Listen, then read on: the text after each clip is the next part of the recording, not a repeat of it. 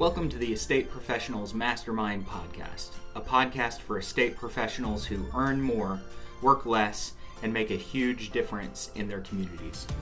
If you get value out of this free content, be sure to check out ProbateMastery.com, where you can get live classes, access to weekly coaching, and valuable courses. To learn more, visit ProbateMastery.com. Now let's jump into this week's content. Welcome to our Tuesday morning here in LA, Probate Mastery Real Estate Coaching Call. We do this every Tuesday live at 11 a.m. Pacific Time, 2 p.m. Eastern Time, and everything in between or either side. This is your chance if you are in the process of building your probate business, particularly using Probate Mastery as your resource or platform. This is your chance to come in live, ask questions, share victories, share defeats. We can work on together. But the idea is that we work together and learn from each other, push each other, and become more successful by working together. I'm Bill Gross. I'm at Bill Gross Probate social media. I am a real estate broker based in Los Angeles, building a national platform.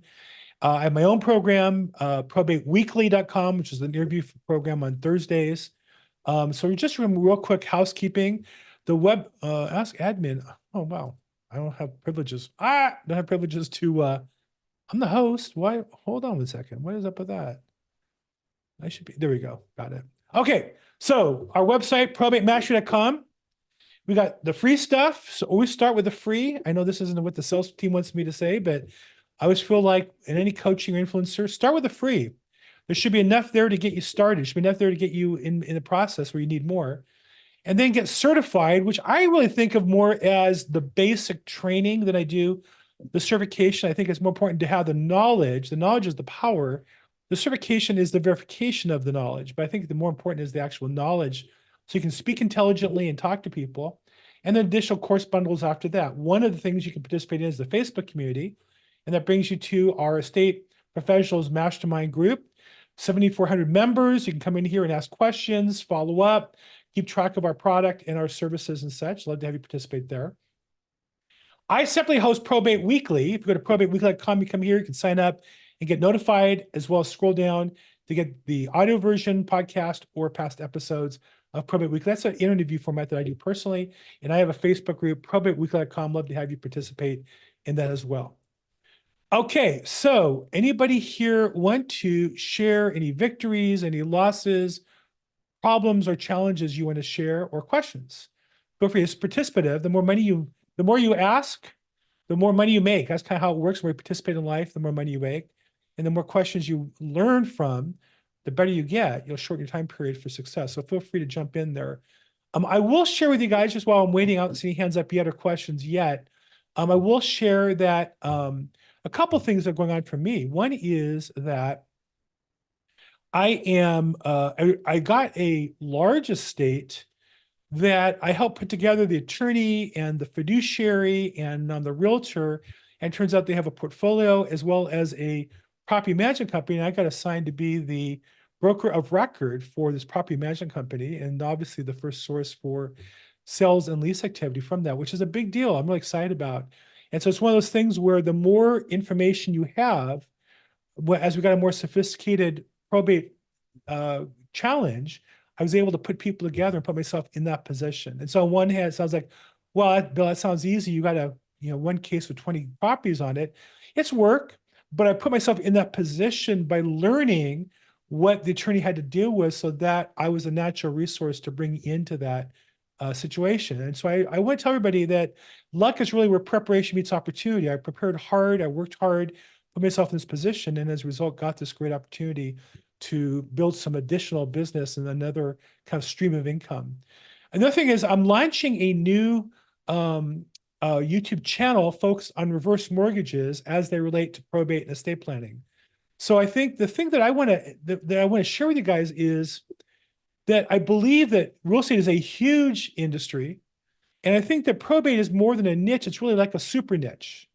And within that super niche, there's so many different niches to work on.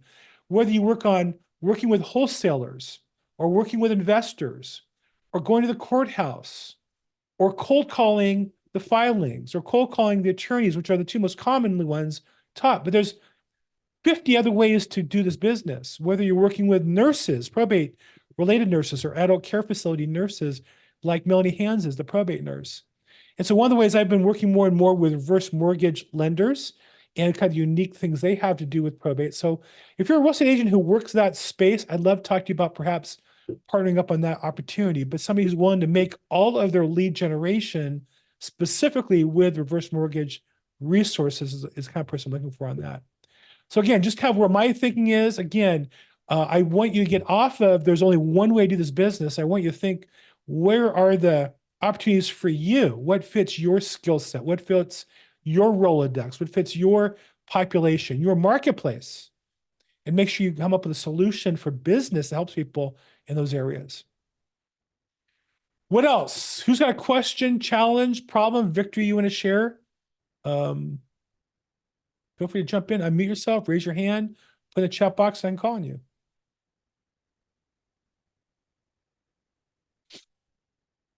No? Hey, Bill, I'll definitely jump in. I have two big Courtney, questions. what's up, man? Yeah. So This is the real Courtney Rollins. This is not an AI generated just to impress you guys, to pretend as though I know him. This is the real Courtney Rollins. hey, well, I'm definitely blessed to be here. Like I said, I listen to it all the time, even though I'm not able to come up here. What's up, Cam? What's up, Russell? I see some folks, Mike. But yeah, definitely want to pick you all's brain, especially investors.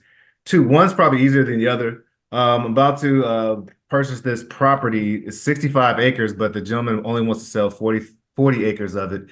And the goal is during the buyer is supposed to uh pay for a survey so it could be split off. Now, I mean, it sounds to me like that's pretty easy peasy, pretty simple. I was wondering if there's any challenges I need to uh think about as we move forward, because I have several people who are interested, but one buyer wanted to see, a redacted purchase agreement because he assumed that the the seller had to go to the county to get everything partitioned out before he could sell off a piece of his land.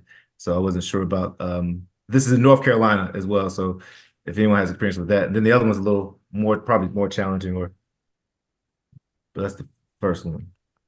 Well, I can't speak to North Carolina specifically. I mean, less in California, but what I can say is first, getting a survey, it's not cheap, right? Now, it might be cheaper where you are than in LA. LA is an expensive place to do business, for one. Second, you can sell a piece of the property, but it may not be recognized by your county unless you go forward and get approved. Meaning, you can have land and you can say, you can deed whatever you want and record it. I deed the eastern one half, of my 6,000 square foot lot to whoever I want. If you're willing to pay for it, great. But the problem is twofold. One, can you get title insurance on that transaction? And two, will the county accept it or not? And the county's going to need to do it to create probably a separate title tax number to tax the two owners separately.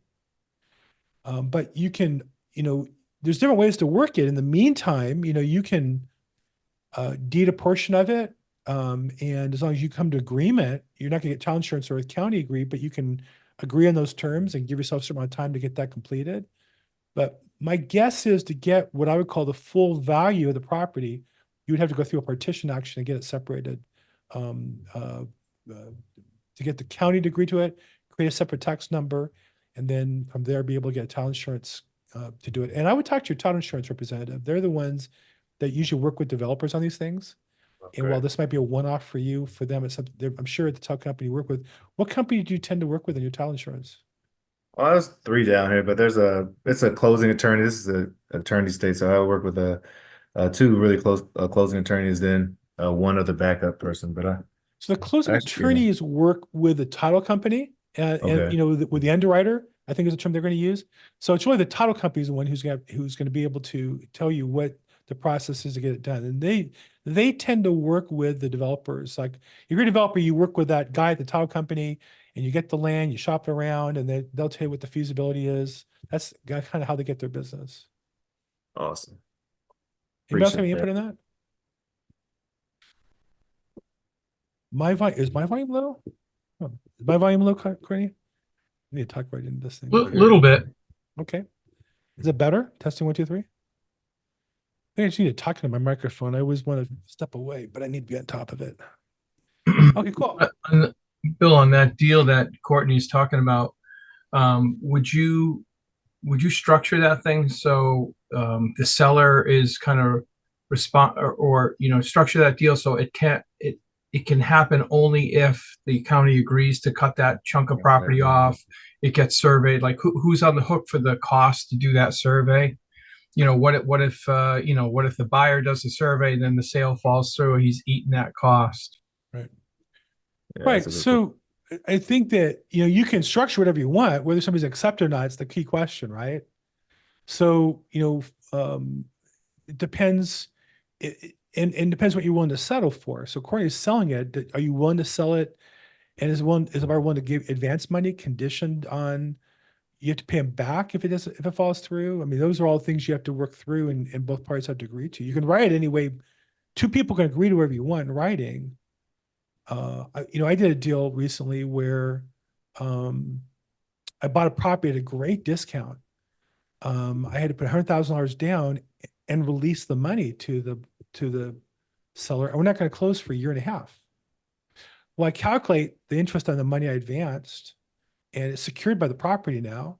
And I just figured a 15% rate of interest into my purchase price. And I got a great deal. I don't care if he pays it back or not. I'll take the interest. I got a great deal on the house. I hope we can close on it. Most buyers wouldn't be willing to do that. So you have to be willing, depends on where you are with your money and where you are in your situation. So Courtney, this is you as a principal looking to sell a piece of the land?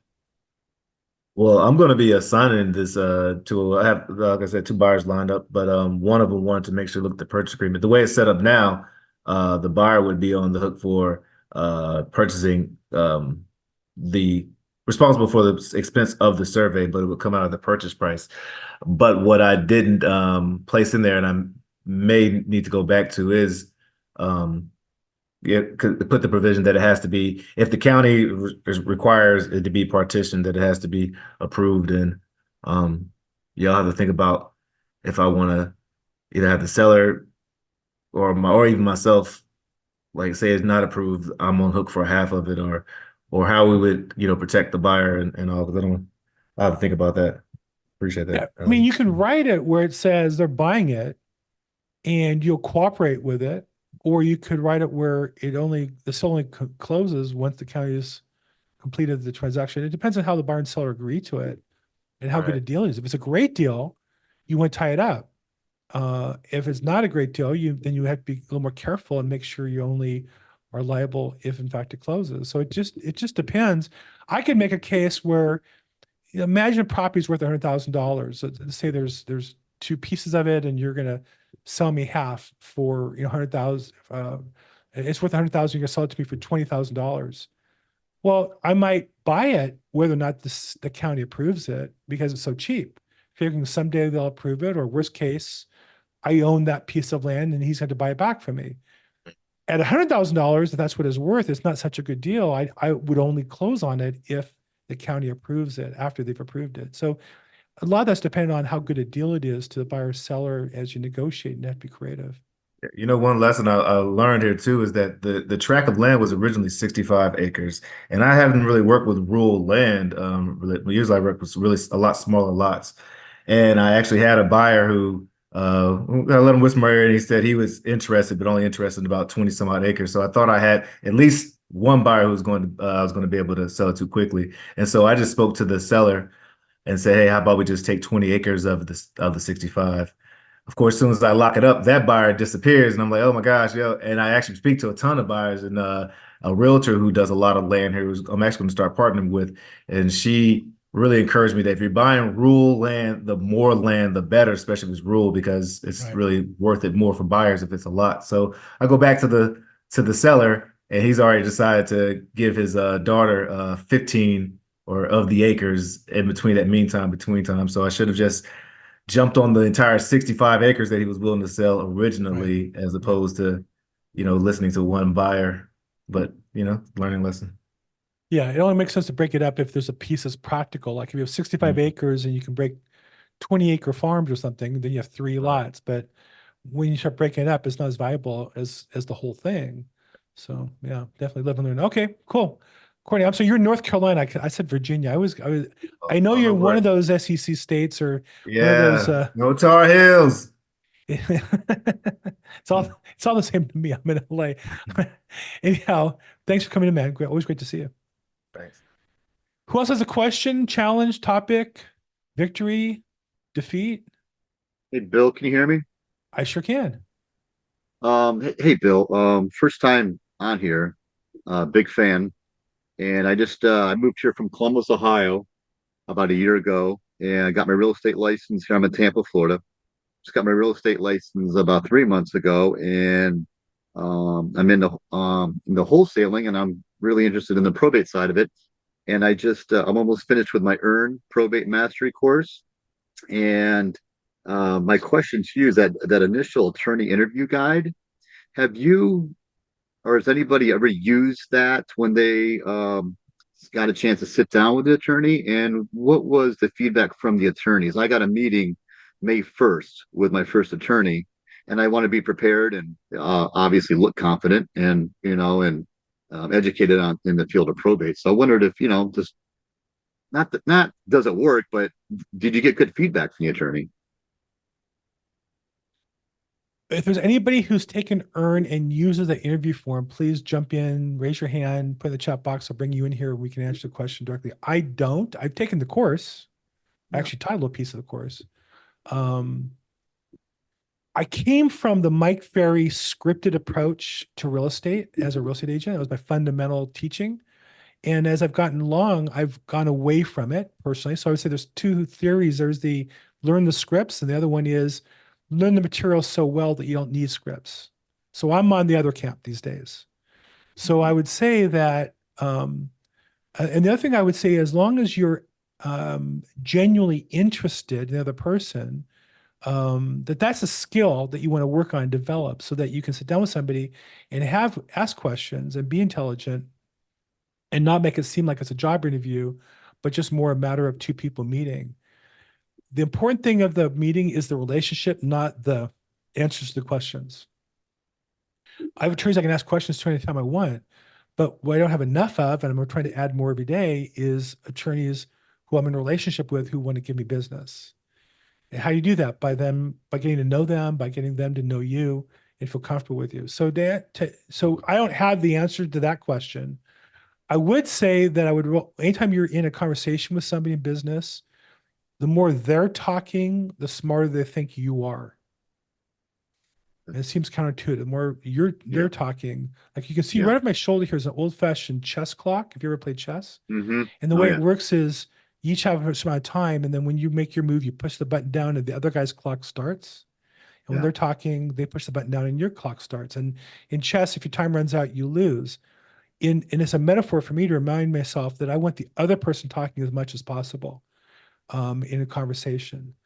So I think those questions are great, but the truth is I wouldn't want to run through the whole list and get them all answered. I'd much rather ask a few questions and go deep and get them talking a lot more so that you're developing a relationship. That's part of the interview skill. If that makes sense. Okay.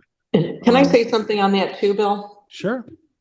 So I'm in Tampa here too as well, just so that he knows that. And I have met with a couple of different lawyers. And the first time that I sat down with somebody, you can have that form with you. And what I did is I brought the form that we would fill out with the client information. And I showed it to him and I said, my goal would be obviously to have this completely filled out and sent over to you with the referral information so that by the time you speak with that client, all the information is there for you and it's already filled out. And he picked up the piece of paper and he threw it down on the table and he goes, they're not going to fill it out. They won't fill it out. And I said, okay, but if they're my client, they will, but I got your point. So be very careful and try not to use that list, make it very conversational, just meet them and say, how can I help you in your business? And I think that's going to open up the door for you. So I've been, kind of going back for about a year now and reworking that first meeting with this gentleman and making it more about him and what we can do to help him more than saying, hey, I have a form and, following loaded questions, because it's not going to work. They're busy and they just want to know what value you're going to bring. That's my 2 cents. Well, speaking of value, I know they would want us to bring them clients, and would it behoove me to go after pre-probates and talk to them and try to get clients that way for the attorneys, or what do you think? That's really tough. Pre-probates, they don't necessarily know about. They don't really know about them. We do. You can get a list of them, foreclosuresdaily.com, and you can send your marketing pieces to them, but don't expect the attorneys to know about them yet. Most of us don't even get those leads until the PR has been set and the attorney's there and it's in probate. So the only way you're going to get a pre-probate or know about that is if you have an established relationship with a lawyer that you've been working with for a long time and they know, love, and trust you. No one's going to give you anything. So you have to give first, and you have to give a lot before they're going to give you anything. And that's based on the few lawyers that I've met with over the past few months. I don't think they necessarily know about pre-probate. I don't know. In what terms do you mean, though, I guess? Just to make sure that I'm answering that correctly. Let's say they don't have an attorney, right? And I get in front of them and say, you have your wills and your trust, and they're like, oh no, we're just a death certificate. And I can help get all that and say, I got a guy, Bill Smith. He's a great guy. Want me to get you in front of him to get this going, and I can I could be of service to you and put you first, Sure. Mrs. Smith. So that's sure. No, you can do that. I think I misinterpreted your question. I thought you meant like from the lawyer, because the lawyer's not going to know. You can certainly market to those individuals. You can send letters. It's going to take you about 6 or 7 letters to really have that person know who you are. Most people are not ready to do anything for about 6 months to a year, and I'm a living testament of that.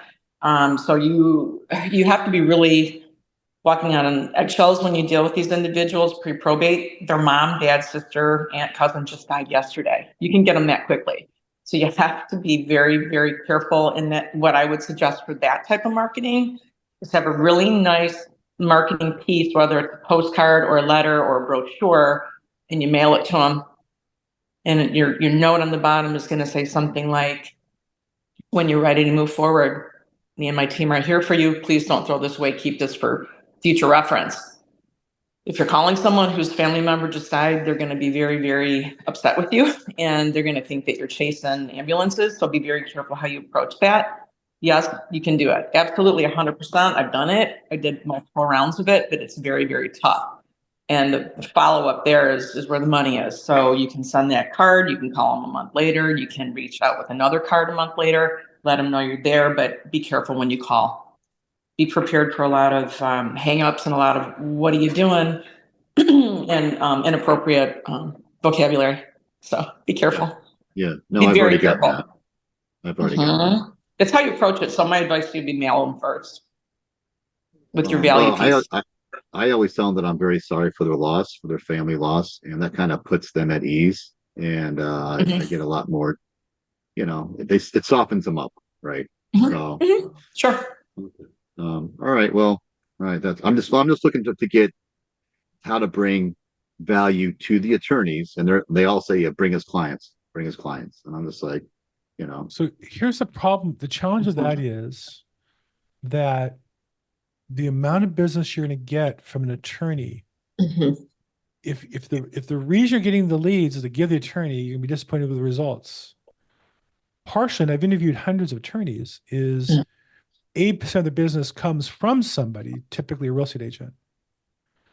Those customers who don't come from a real estate agent, many of them say they have a real estate agent because they live in a neighborhood, in some cases. There are people who don't have a realtor and weren't referred by a realtor, which is a small percentage of that group. And then you need to have the attorney focused on, well, why do they want to refer it to you? What's in it for them? Because you went to lunch with them 3 months ago? Not enough to hold that relationship. So I think the process has to be that you're so valuable to their business that they are in pain when the customer is not referred to you but goes to somebody else as a real estate agent. That's the message you have to kind of create in their mind where, and I've had attorneys who I've worked with and then they didn't refer to me and they call me back on the next one. Oh, I didn't realize how much of the stuff you do. You handle all this and that. The other agents don't really know what to do. And so I think that, Melanie can speak. I don't know. Melanie, did you buy the pre-probates and market to them? Is that, I have and done was that that. profitable for you? No, I don't know. can be. I don't know of anybody. It's I'm on this call here. Anybody who's different, please raise your hand and tell me, or come in and ask. I don't know anybody who has bought the pre-probate data, marketed to them, and made a profit on the business Mhm. of pre-probates exclusively. Now, I do know investors who buy distressed properties with city city violations, and then they Yep. screen like for 3 things and pre-probate. Mm-hmm. Like if you have prop stream, you can have multiple screens. And so instead of getting 1,000 distressed properties, they get the 500 that also have city violations, and of those, the 200 that also have pre-probate attached to them. Mm-hmm. Now they're marketing at 200 instead of 1,000. But they're Right. buying pre-probates, which might be 1,000. They're getting the ones that hit all 3 of those. That's a screen. And I know people who do that successfully. But to think that you're going to find people just because somebody died and the company is selling you the data that they say, well, the person also owns property. Mhm. That could be wife, that could be, a partner, that could be a lot of things. I just don't know of anybody in America. And I've asked this question 50 times and nobody's ever said I've done it. And I'm open to one person being successful at it, but and Well, it I might think be that that's the ones who are quiet about it. That's a possibility. Yeah. But I don't know of anybody. And so I just The- caution you Mhm. that you need to find the attorneys and find a way to create a relationship that's stronger than just, I'm going to give you leads. Yeah, it's you have to tread lightly on that. I mean, and the other fact of the matter is too that pre-probates, when you get those leads, pre-probate leads, you don't know if there's any real estate attached, and you're calling people who are distressed.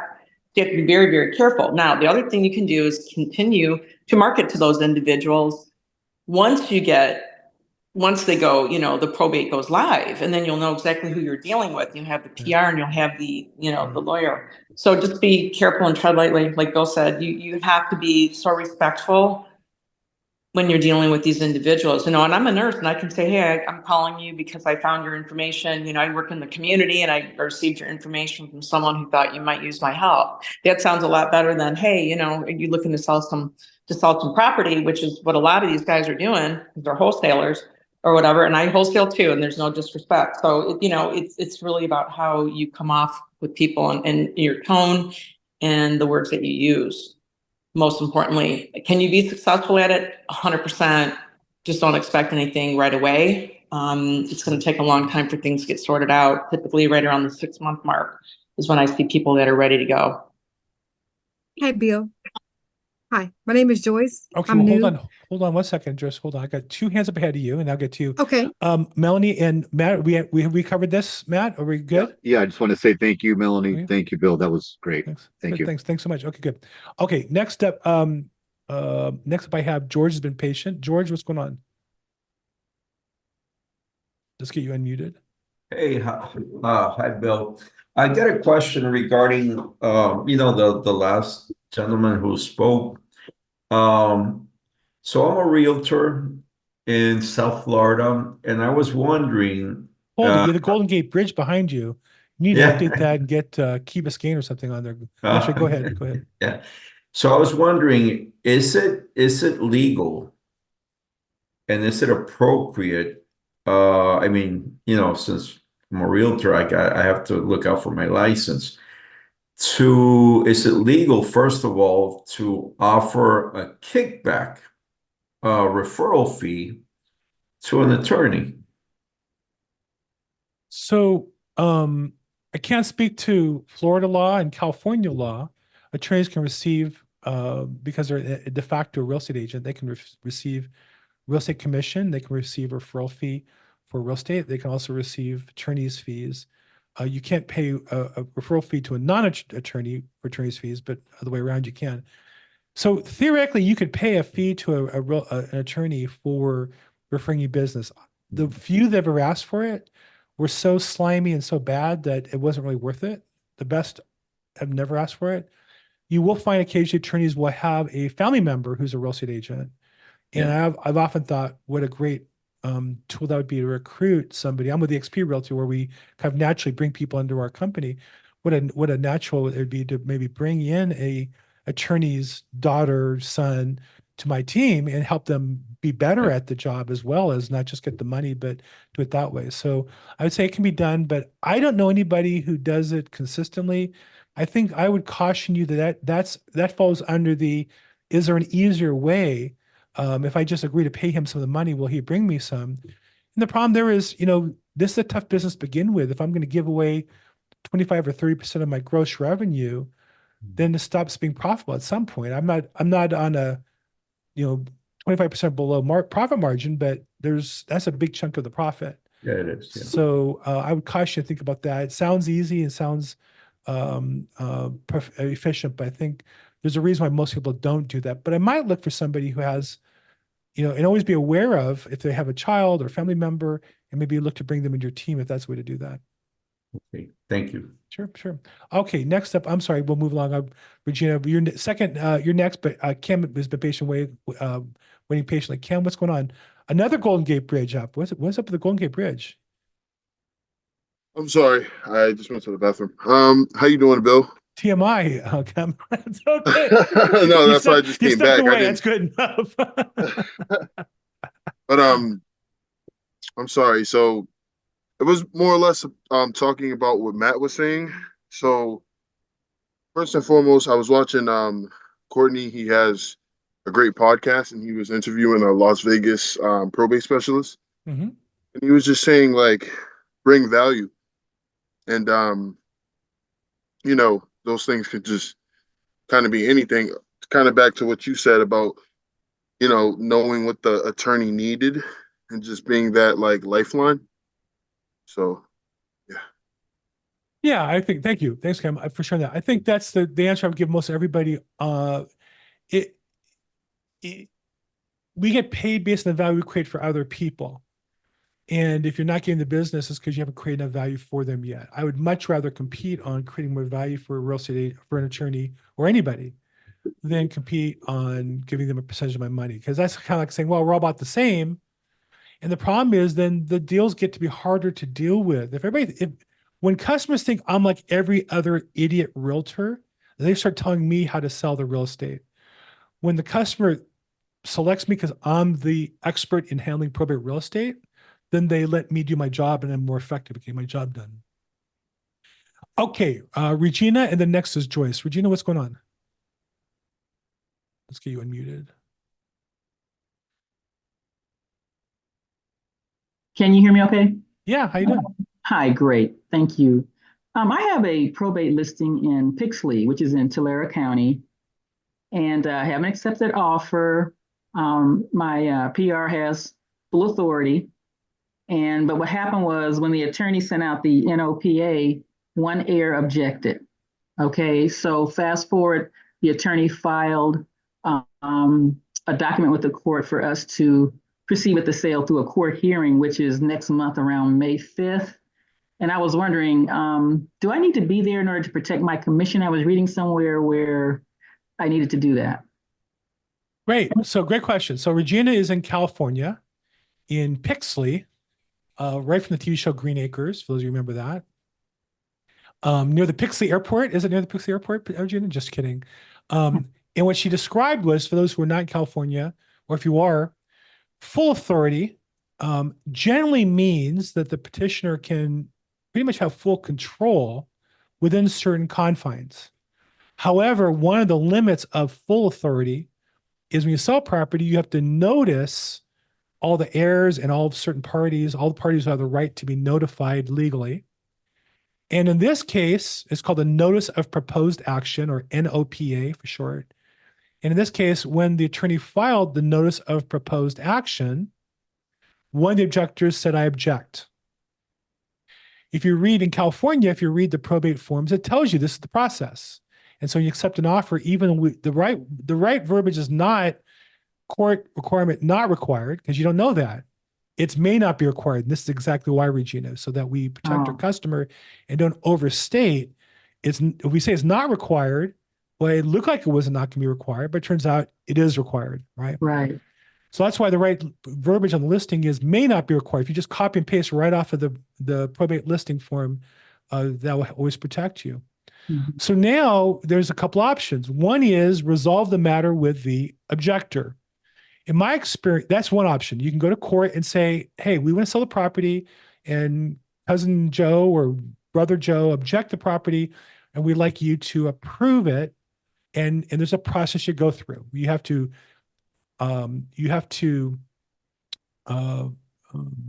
file an advertisement that you're accepting offers. Then you have to file a petition with the court saying we want to do this, and they give you a date 30 days or more out. Then you show up in court, and you've done an appraisal of the property and by the court, not a standard appraisal, but a probate referee's inventory and appraisal report, which is done by a panel the court approves.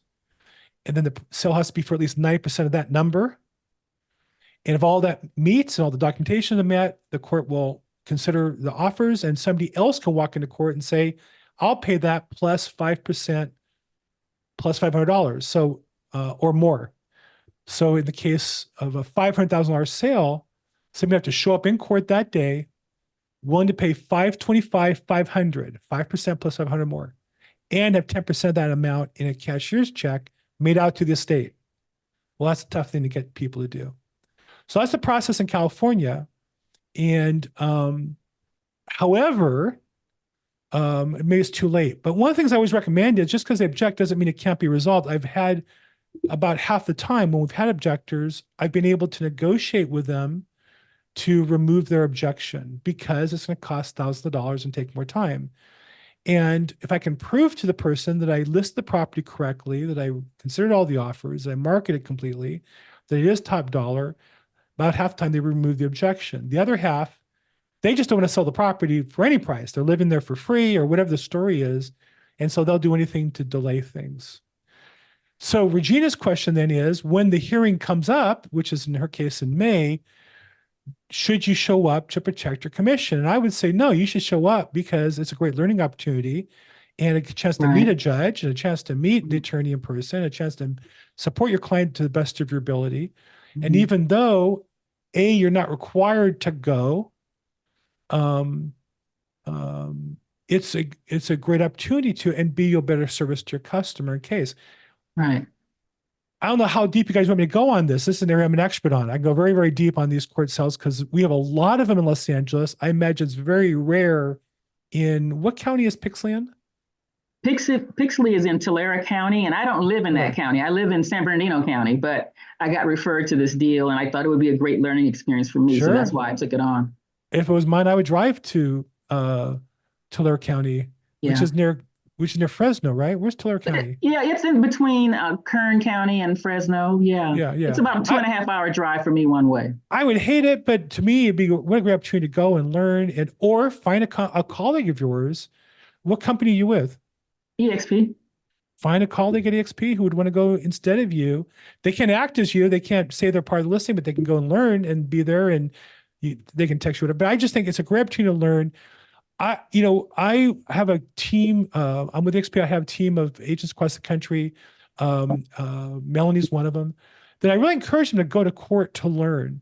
In LA, we have 9 courtrooms with probate and probably 1 sale in each of them almost daily. We probably have a sale a day in LA County Court, like the one you're talking about. In Tulare County, my guess is they have maybe 1 or 2 a month at most. It's very rare. Mm-hmm. But if you're the expert on them in Tulare County, then the attorneys might be more inclined to call you to when they have a problem and what to do. So I really do plan on going because I want the experience. I've closed probate deals before that were full authority, really smooth, no objections and easy peasy. But this is the first time I've ever had to go to court, and I do want to learn, and it'd be a better experience for me. But also, Bill, my PR did sign a 6% listing agreement with me. Do you think the court is going to approve the 6%? So there's no state law on that, but in LA County, we have what are called local rules. Every county has local rules. And so you should check the Tulare County Probate Court local rules and see if they address that. Most counties don't.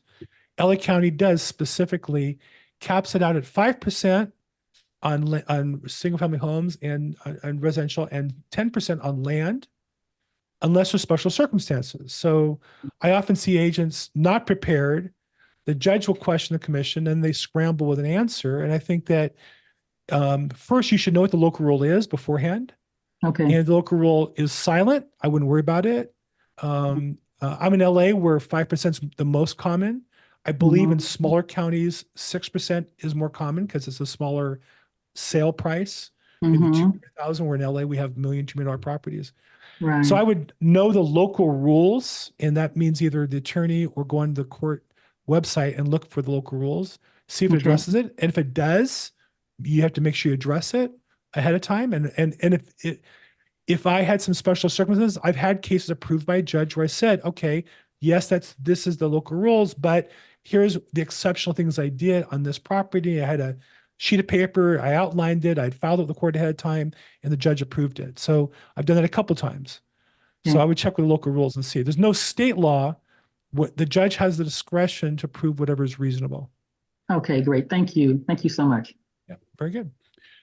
Okay, thanks, Regina, and we'll kick her out. And Joyce, you have your hand up. Let's see if we can get you into the room here and get, let's see, I don't see her. Did she disappear on me? Joyce, are you there still? No, I think we both unmuted at the same time. Okay. Hi, everyone. So I wanted to address what I believe was Matt's question or some of his concerns dealing with attorneys, how to market and get a relationship with them. And so I do work with one attorney in particular and have had experience with others. And what I've found is that it kind of goes half and half. You got attorneys that really, really value what you have to bring to the table, whatever your value is. And you're not probably the only realtor they work with. They work with several, probably. But the more value that you can bring, the more that they can see that you are helping the process go smoothly for them on the legal side, as well as the real estate side, and you seem very educated, they're going to call you back and offer you more opportunities. And the other piece is that when you do have your clients, even if they're not on the probate side, they're just traditional residential, then especially a buyer, once they get their home and everything, you may want to talk to them about, have you gotten your estate planning done or something of that nature? And you don't have to steer them necessarily to a particular attorney, but whomever it is that you work with, that creates value to that attorney too, because now you're sending business their way because they have a specific way how they can obtain business by law. So when you're saying, oh yeah, I know attorneys really good, or two or three that I work with, they're really good, and I know they do a good estate planning, you could do that. Now on the flip side of that, that's a great experience working with an attorney and then who sees your value. I work with attorneys who I'm a paralegal, so I work with attorneys who don't necessarily have that kind of respect for realtors. And they figure because they create the promulgated forms that we use and that they can write their own agreement or sales for their client. And so I tend to see that group steer the client to trust them if they need a sale to sell their property. And they simply just do like a for sale by owner. So you just kind of got to vet them and know who you're working with. And when you find a good one, then you work with them, but you build that initial relationship because your traditional client eventually will have a loved one that'll pass and they are going to need someone. And then when you know someone personally that you trust on the legal side, you can refer them. Or when that attorney sees you working with them, they will work with you. Well, thanks. Good point. I think when I was married at the wedding ceremony, I got some great advice. Not that I live it, just to be full disclosure, my wife can hear me, she's in the other room. But the advice that the rabbi gave us was the key to success in marriage, and I think it's true in any relationship, is not finding the right partner, it's being the right partner. And I think as a real estate agent, our goal should be to be the right partner for attorneys so they want to work with us. Yes, it's a lot more work. Yes, it takes a lot more time. But in the long run, if you're the right partner, then people want to do business with you, and it'll be a business that you want to do more with. So anyhow, Joyce, thank you for sharing all that. Okay, next up, Noriel, what's going on, man? I'm all right. How you doing, Bill? Good. Quick question, going back to the local rule in LA. Is does that for limited authority, or does it matter? It could be limited or full authority.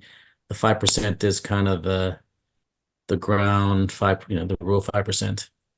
Good question. So Noriel's asking, is the 5% limit in Los Angeles County, which is the local rule, true for those that go to court or not? Oddly enough, Noriel, that's only the rule for those that go to court for approval. I mean, the judge is saying, I want to approve more than 5%, which to me is backwards because the court confirmations are way harder and a lot more work and take a lot longer than a standard probate. Generally, if a probate sale is objected to, it's as easy as a regular sale for the most part. And those you can charge 6, 7, 8, 9, 10%. And again, to me, it's always, when the government makes rules, there's unintended consequences. And one is, it looks silly to us as realtors that you would charge me 5% on a court confirmation, but I can charge 6 or 7 if I don't need court confirmation. But that's the rules. So that's what we play by. Sounds good. Okay. By the way, where can I know you talked about your probate case, legal, where can you find that book, the probate law book? The probate code is the blue book. They're in the back. Probate code. I just went on Amazon and bought it. Okay. Simple as that. It's not cheap. For some reason, the law books are very expensive. It's like on really thin paper and it's a lot of pages. So maybe that's part of why. I want to say it was like $80 or $90. So I buy it every 2 years because they don't change the probate code. They didn't change anything in 2023, it turns out. So the 2022 is still the latest, I think, version. Thank you. Sure. Okay, next up, George, back for seconds. George, what's going on? George, I'm not going to forget, you're the South Florida guy with the Golden Gate Bridge in the background. Yeah.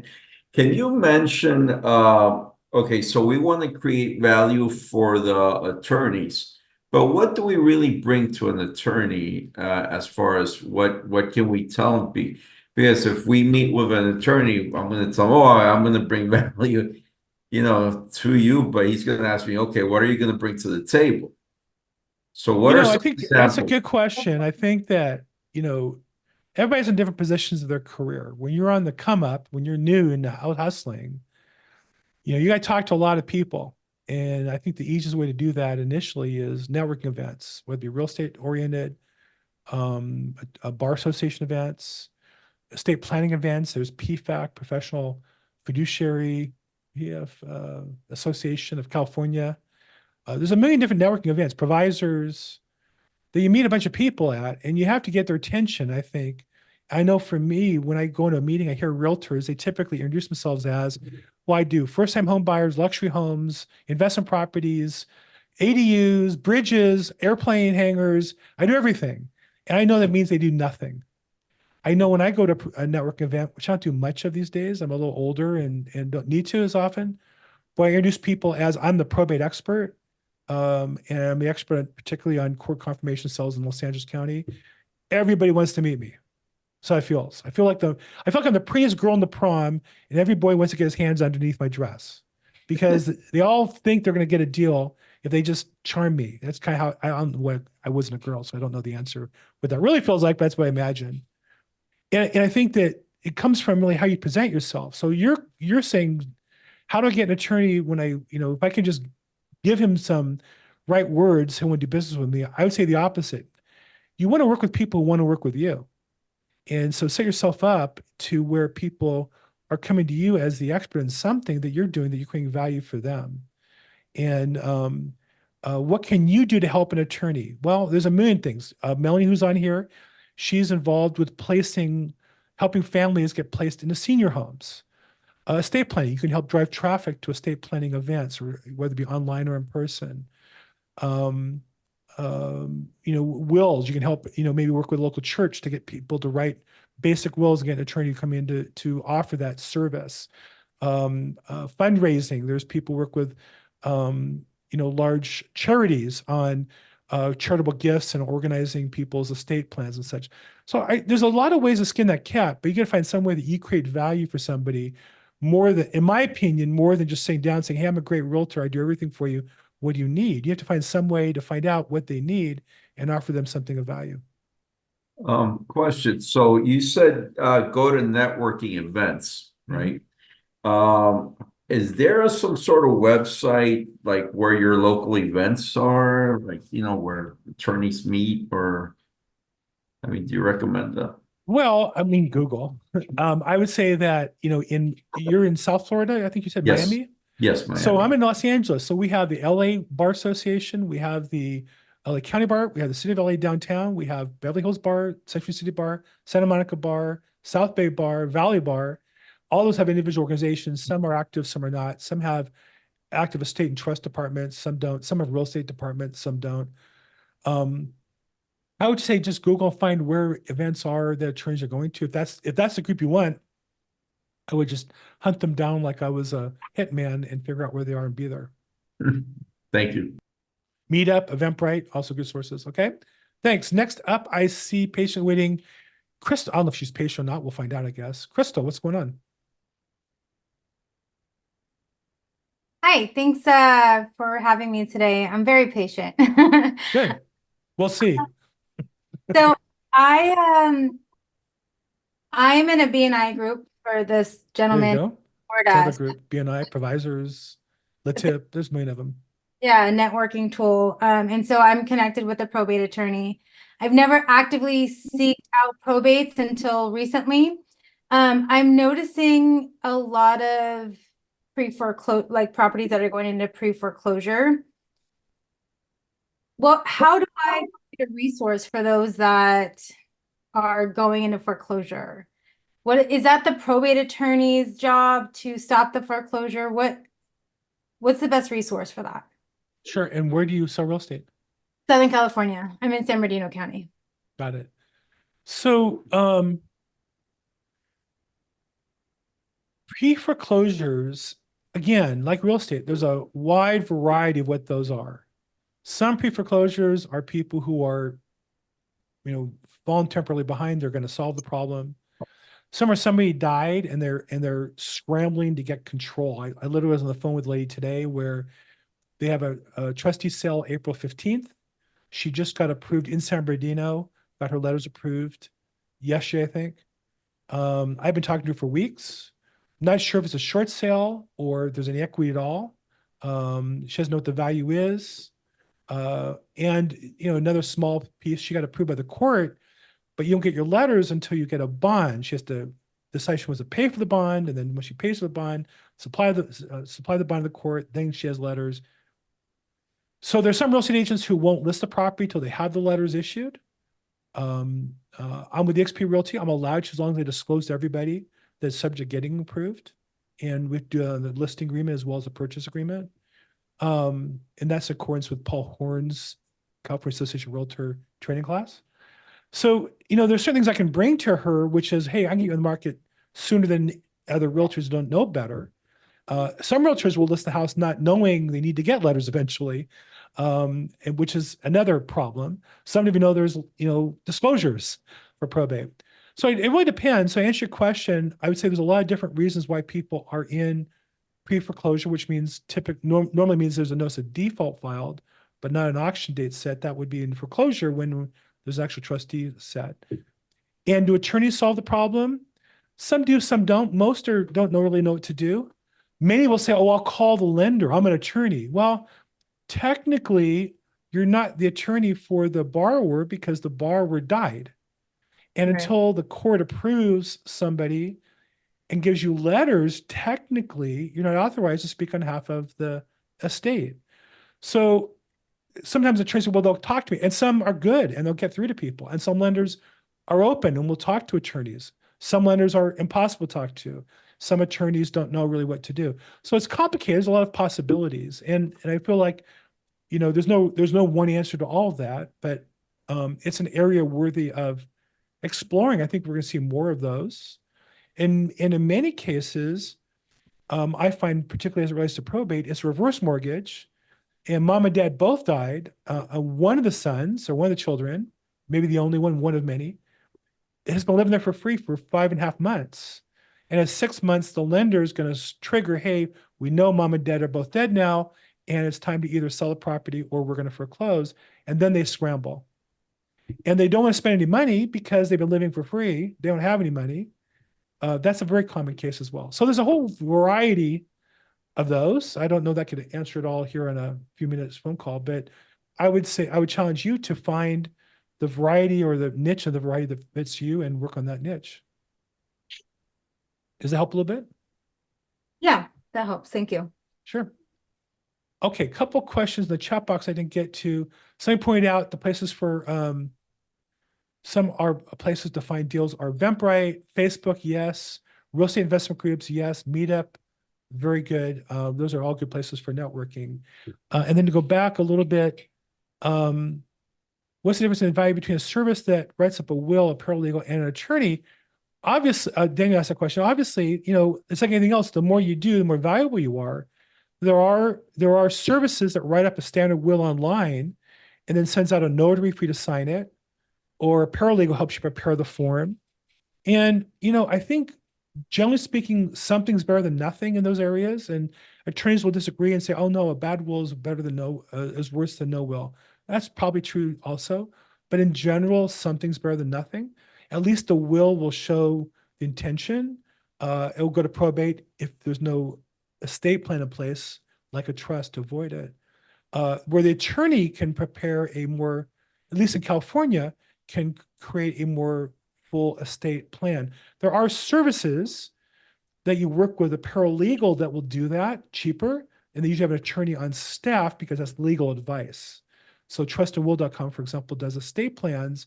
You don't actually talk with the attorney.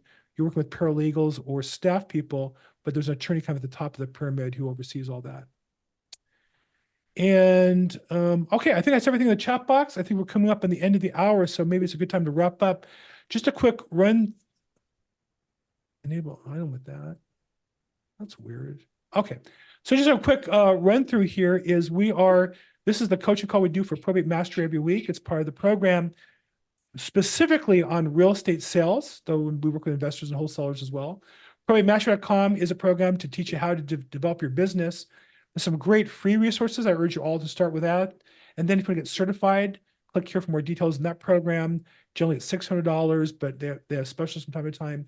And lastly, there's course bundles, including one on working with attorneys, and click on that and you get more information.